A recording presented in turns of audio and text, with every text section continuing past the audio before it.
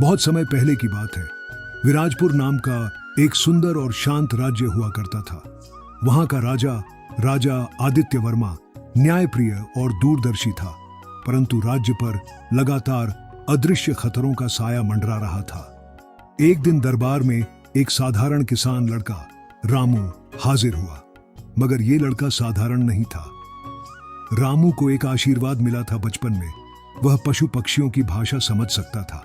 अनोखी शक्ति का खुलासा रामू ने दरबार में आकर बताया कि उसने बगुले और बंदरों की बातचीत सुनी है, जिसमें आने वाले एक बड़े षड्यंत्र की चर्चा थी। कोई राज्य को अंदर से तोड़ने की योजना बना रहा था, और वह भी किसी अपने ही दरबारी के माध्यम से। राजा आदित्य वर्मा चौंक गए। उन्होंने रामू से सबूत मांगे। रामू ने कहा, अगर मुझे मौका दें तो मैं साबित कर दूंगा कि मैं सच्चा हूं, और मैं आपके लिए सबसे वफादार गुप्तचर बन सकता हूं। राजा का इनाम और भरोसा।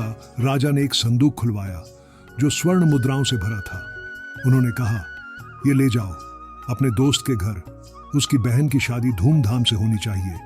उसे कहना कि ये राजा की भेंट है। और हां, राजा मुस्कुराए, शादी के बाद वापस आ जाना। आज से तुम मेरी निगाह और मेरे कान हो। मैं तुम्हें गुप्तचर नियुक्त करता हूं और तुमको मुंह मांगी तनख्वाह मिलेगी। राज्य को बचाने के लिए तुम्हारे जैसी शक्ति मुझे कहीं नहीं मिलेगी। रामू की नई जिम्मेदारी। रामू खुशी से झूम उठा। उसने राजा को धन्यवाद दिया और दौड़ता हुआ अपने दोस्त के पास गया। जब उसने ये बात अपने दोस्त को बताई तो उसकी आंखों में आंसू आ गए। रामू, तू तो मेरे लिए भगवान बन गया रे। शादी धूमधाम से हुई। सारा गांव रामू की तारीफ करने लगा। शादी के बाद रामू वापस राजमहल आया। उसने गुप्तचर का पद संभाला, और उसकी वजह से राजा ने 2 बड़े षड्यंत्रों को विफल किया जो राज्य को बर्बाद कर सकते थे। राजा ने एक दिन सभा में घोषणा की, जो पशु पक्षी की भाषा समझ सकता है वह इस धरती पर सबसे बड़ा रक्षक हो सकता है, और मेरे रामू से बड़ा रक्षक कोई नहीं। राजा आदित्य वर्मा के गुप्तचर बनकर रामू ने कई साजिशों को नाकाम किया था। अब पूरा राजमहल रामू की इज्जत करता था। राजा उसे अपने बेटे जैसा मानते थे। लेकिन राजमहल में एक दरबारी था, सेनापति वीरभान, जिसे रामू की यह तरक्की बिल्कुल पसंद नहीं आई। एक दिन रामू को तोते की आवाज में कुछ अजीब सुनाई दिया।